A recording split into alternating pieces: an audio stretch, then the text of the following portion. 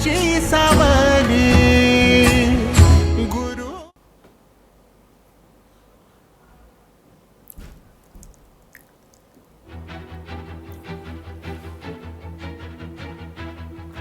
ठाण्यात आनंद दिघेंच्या स्मारकाजवळ एका दिघेंच्या स्मारक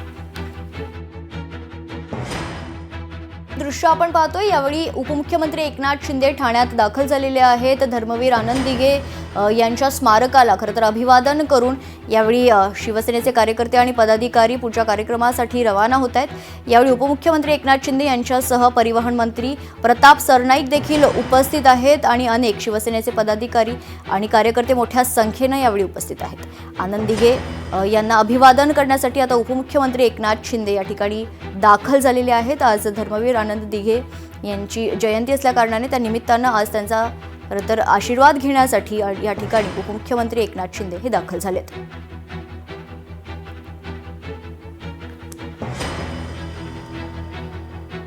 इथे दृश्य ठाण्यातील आनंद मठातील ठाण्यातून उपमुख्यमंत्री एकनाथ शिंदे यांनी धर्मवीर आनंद दिघे यांना अभिवादन करून